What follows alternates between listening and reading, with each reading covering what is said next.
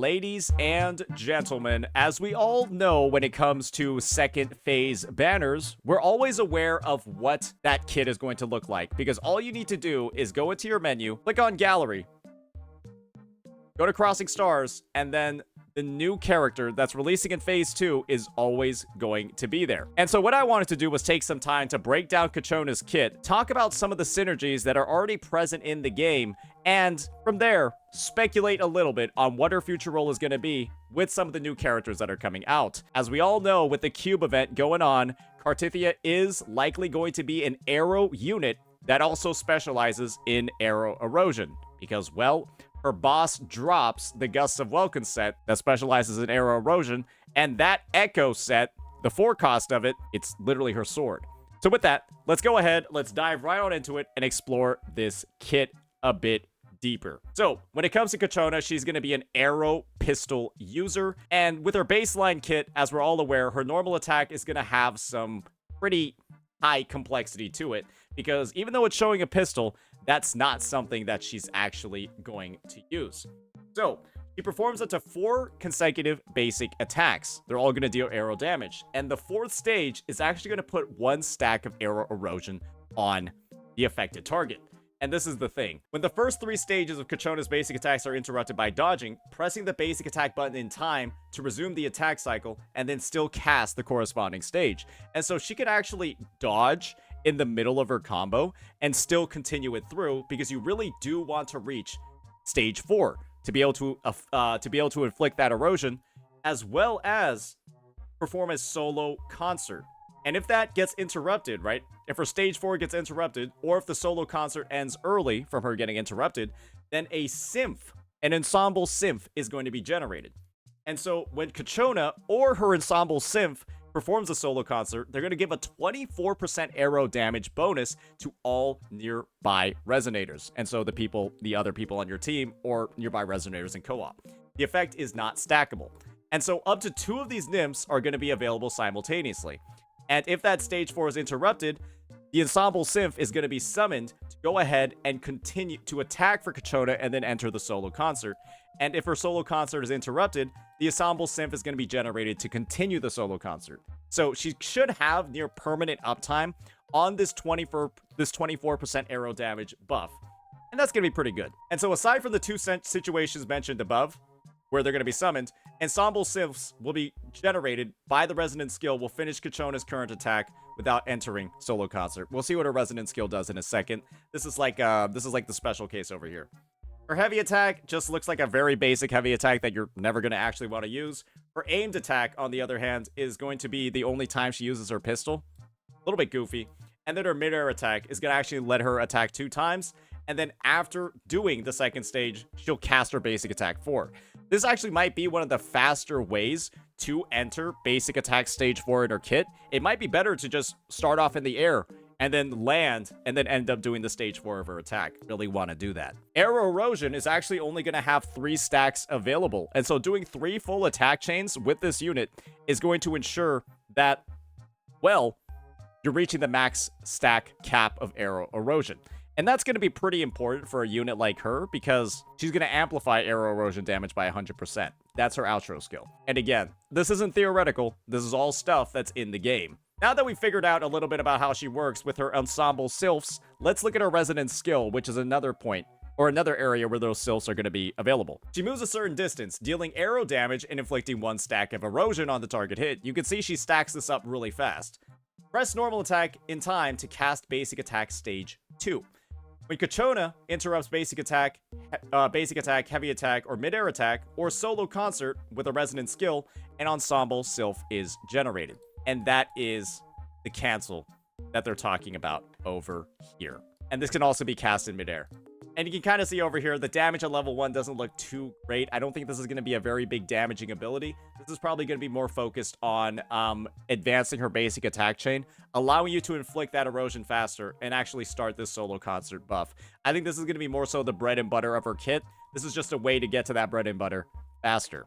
Now, let's look at that Forte circuit. She's going to have a special heavy attack, right? We looked at her baseline one. It doesn't look like anything special. It doesn't enable the rest of her kit. But when there are 3 segments of musical essence, heavy attack is going to be replaced with heavy attack, quadruple downbeat. Consume all music essence, a 3-stack forte circuit that she's going to have, to shoot downbeat notes forward to deal arrow damage, pull in nearby targets, and inflict 1 stack of arrow erosion on the target hit.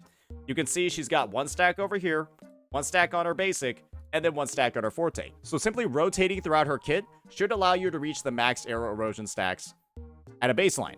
But do keep in mind, ladies and gentlemen, do keep in mind that this rover is going to have an outro skill that doubles the number of stacks on arrow erosion.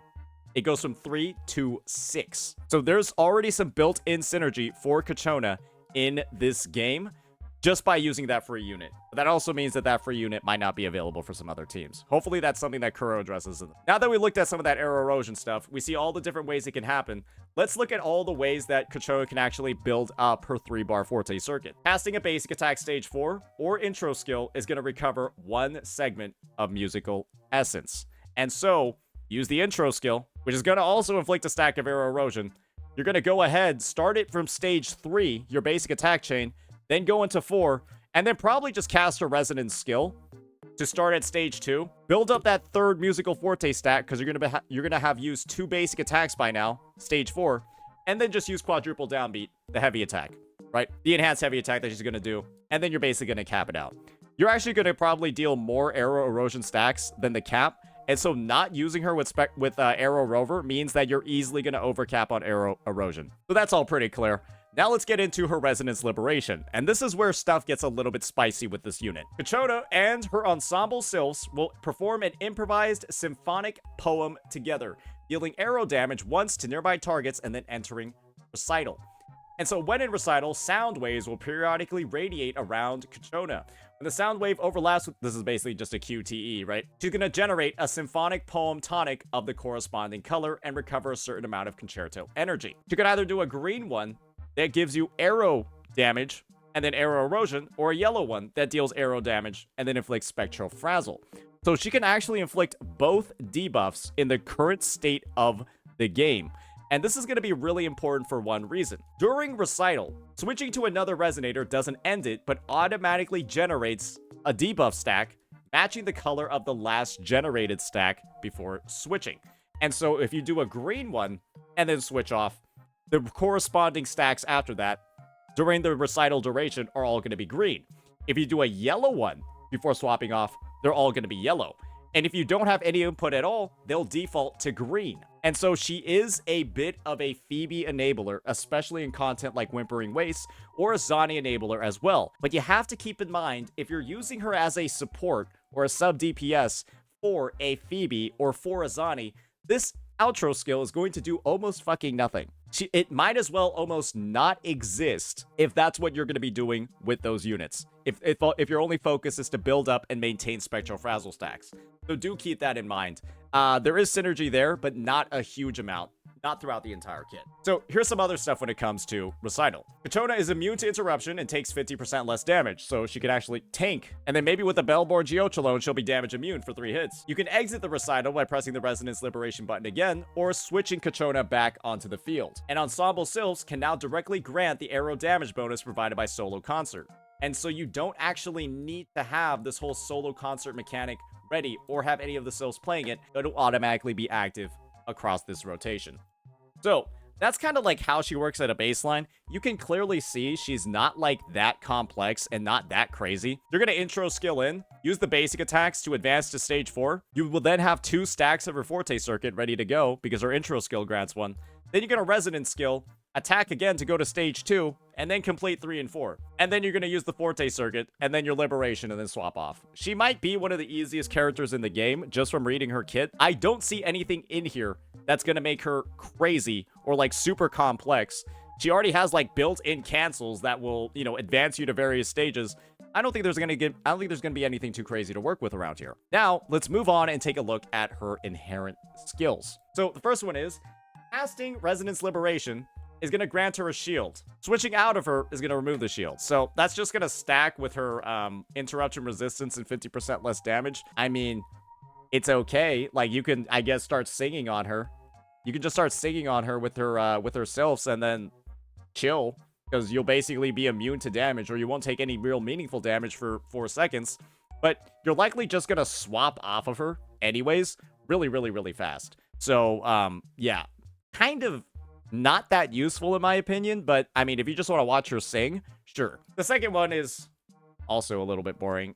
Increases heavy attack, quadruple down, beats damage by 30%. So this just makes the hit harder. Kind of like it, right? It's just, her kit to me seems like very simple. There's almost no room for complexity at all. When I make the Ciaccona guide, it might be like 11 minutes long. Most guides, I take like, I don't know, 5-6 minutes to explain the kit. I think this one's gonna take like 4. If I'm frankly being honest, there's like, it's really short. The most complicated one is her basic attack, but like everything else is like, it's a 3-segment Forte circuit, and then you got a QTE on her liberation, but you can also just not use the QTE and just swap immediately if you're only doing arrow. And you only have to hit one of them. I guess the only thing really important to talk about is that she actually gains additional concerto energy from hitting the QTE properly. And so that's something to keep in mind. She's also going to have crit damage on her skill tree, so she might be a little bit harder to build than other characters, but it is there. That's going to be how she works. And of course, that outro skill is going to be in there. Now, let's talk a little bit about some of the unique mechanics that are going to be in her kit. And mainly, it's going to be her synergy with Arrow Erosion and her synergy with Spectral Frazzle. So we're going to have to pull up some other units, some other kits, some other Echo or Sonata sets to really break down what I'm exactly talking about over here. So I mentioned a lot about her synergy with Phoebe and Zani. The truth of the matter is that when it comes to Phoebe, I think that she's only going to be good with Phoebe in one particular game mode. And that is, ladies and gentlemen, Whimpering Wastes. Because this game mode is, in my opinion, one of Phoebe's worst enemies. Mainly due to the fact that it's multiple waves of enemies that don't have a lot of HP, that all spawn at different times. And if Phoebe doesn't have Spectral Frazzle on enemies that she's trying to hit, she has a severe, massive DPS loss. And the reason for that is pretty simple. She has a unique heavy attack called Star Flash, and when in Absolution or her DPS mode, if the target has Spectral Frazzle on them, it gains a 256% damage amplification. That motion value is awful. That is a 240% attack that if the enemies don't have Frazzle on them, that's the only thing she'll do. And it gains a massive 256% amp if she has, ladies and gentlemen, Frazzle on the enemies. And in multi-wave content, where her only other partner in the state of the game is currently Spectral Rover, who has a 6-second cooldown on their application and really low AoE, that's not that good. And she turns into one of the biggest nightmares you can possibly have in that game mode. And so with Ciaccona being this character that's going to be able to apply Spectral Frazzle in an AoE every couple of seconds.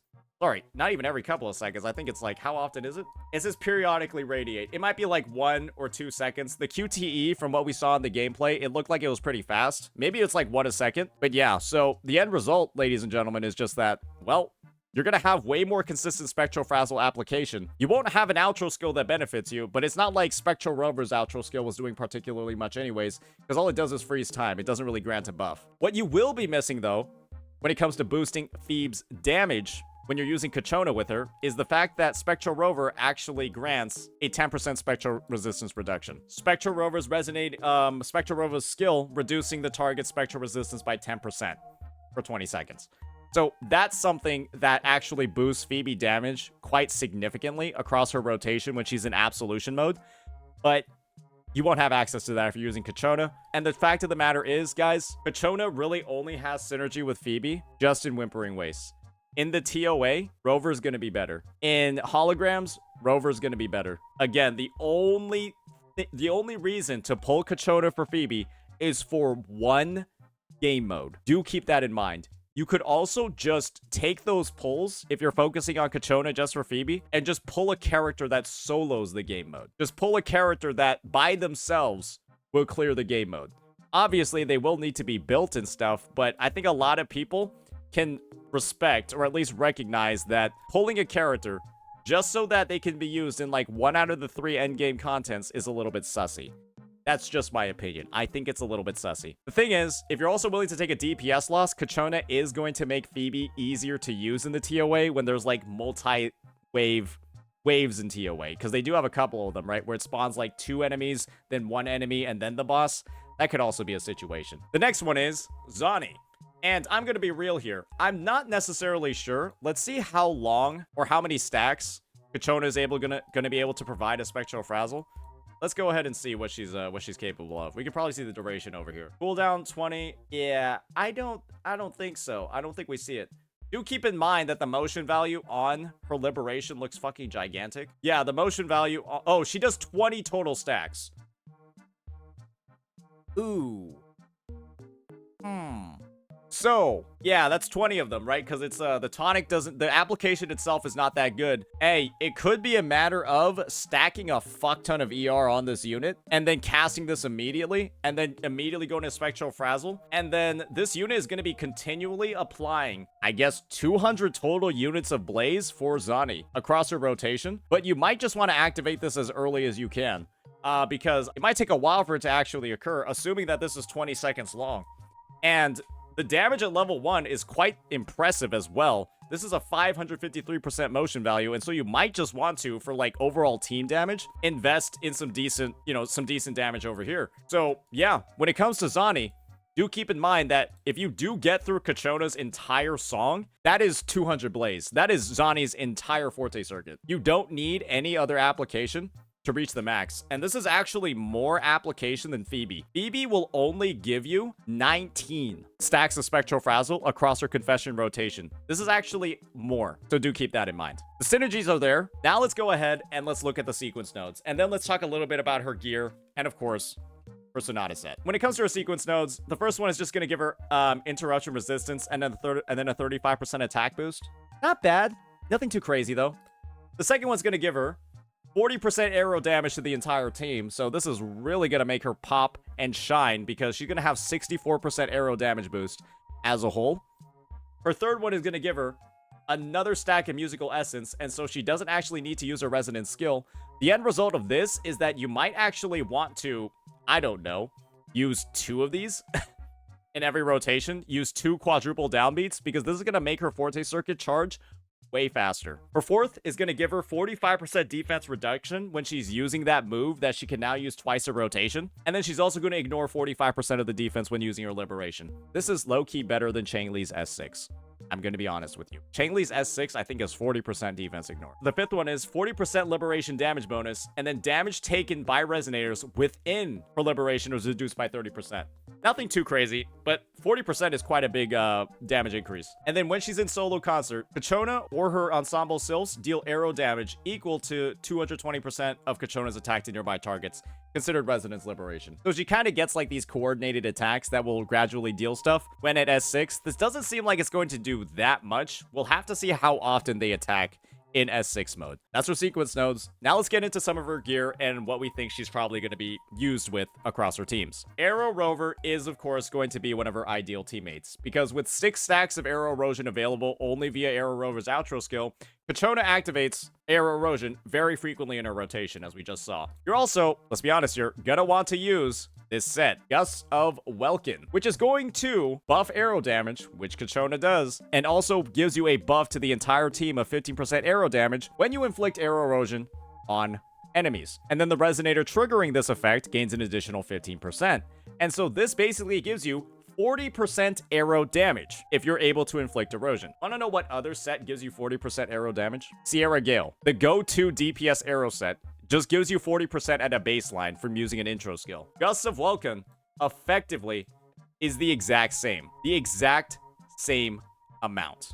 Let's think about that for a second. That's pretty damn good. And this is also going to turn into a team buff as well. The only thing that we need to see from here is whether or not Gusts of Welkin actually stacks on the team. I wonder if you're able to have 2 of these active at a single time, and the fact that there isn't a tagline saying that they don't stack means that I feel like it might. It just makes me feel like it might be able to stack. And so if Arrow Rover is able to have this, and then Ciaccona is able to have this too, that's 30% to a certain resonator on your team. Otherwise, she's probably going to wield this, and then Arrow Rover is probably going to wield something like, I don't know, Rejuvenating Glow, because they heal with their kit. That's just something to keep in mind. We'll have to see if it actually works. But Gust of Welkin is going to be your best in slot Echo to use. Because of that, naturally, she only has 1 4-cost available, Reminisce Fleur-de-Lis. And this one is going to just give her a 10% arrow damage bonus. Nothing too crazy. She's not going to be like Arrow Rover and be able to get 20% because she's not listed here in the question mark. It's pretty clear that Fleur-de-Lis is going to be the one listed here with this question mark. I would say perhaps once Fleur-de-Lis releases, and Fleur-de-Lis might just use this as her optimal Sonata set, it might be that you want Ciaccona on Moonlit Clouds. And if Fleur-de-Lis is a DPS, which we're all assuming she's going to be because of this sword and all of that arrow damage bonus, then Fleur-de-Lis might hold this, and then Rover holds Rejuvenating Glow. That's what I would assume. Just assuming that Fleur-de-Lis is a DPS that's going to use this because it gives a 20% arrow damage bonus, and it has the same exact stat boost as something that you'll have on Sierra Gale. Since we talked about the Echo set, we talked about some of the speculation over here, and again, right, I don't look at leaks. I don't even know if leaks for Fleur-de-Lis are even out right now. All we know is that from the demos that we've had with her in her fight, the skill effect of her cube, she seems like she's a DPS. And the fact that she has the Gusts of Vulcan set on her forecast, I'm going to have to assume that she applies arrow erosion as well. And so you have that 100% arrow erosion outro skill on Ciaccona. The last thing that I wanted to talk about is the weapon choices. And it's pretty clear what the best one is. For free-to-plays, just use Static Mist. This thing is going to give her ER for uptime on her liberation. It's going to give her crit rate, and then it's going to give her a buffing ability where she's going to increase attack for the recipient of her outro skill. It's just going to be good, right? I just know, based off of Ciaccona's kit, she's a sub DPS. And this is one of the best sub DPS weapons in the game. Let's be real here. She doesn't even use her pistol anyways, and so you don't have to worry about this thing looking like ugly with her. I still think it'll look fine. Ciaccona's signature might be the lowest value one in the game, primarily due to the fact that this weapon will just further buff Ciaccona's sub DPS ability. And then also, it's like basically free. It's like basically freaking free. So that'll be that's there. I mean, yeah, looking at her kit as a whole, we've gone through her weapon, we've gone through her suggested sets. Just don't use Sierra Gale on her, use Gusts of Vulcan, and then maybe think about using Moonlight if Gusts of Vulcan doesn't stack, and there's a better Gusts of Vulcan holder on the team. Just looking at her kit as a whole, yeah, she looks like she's going to be a very easy to use unit with almost no complexity at all in her mechanics. I personally think Arrow Rover is actually way more complicated than her to use on field, and she just might be the most simple unit on any team she's on. Because again, you just intro skill, you attack to get to stage 4, you're at 2 stacks, then you skill, go to stage 4, and you're at 3 stacks, use the heavy attack, and then use her liberation and then swap off. That's kind of just it. That's kind of just it. One of the simplest kits I've ever seen, and she has built-in buffing on her basic attack that gives 24% arrow damage bonus, but she is very reliant via her outro skill on erosion. And I'm pretty sure a significant amount of her team damage is going to come from erosion because, well, guys, what the hell is this outro skill even here for? We've already seen from Phoebe's implementation of her confession mode what amplification of certain debuff status effects can do. And I think this is just similar and in the same vein. So with that, I think that sort of sums it all up. Let me know what you all think. If you have any questions, have any concerns. I think we've covered all the different bases with this unit. If you're going to pull for her sequence nodes, I would say S2 is a good spot to end off on. And do keep in mind that investing in damage on her is probably going to be really helpful because this attack actually nukes. This is the level 1 motion value. It's 553%. Who knows what it's going to be at level 10? Maybe like 1,000 plus. So that'll be that. Hopefully that was helpful. Peace out.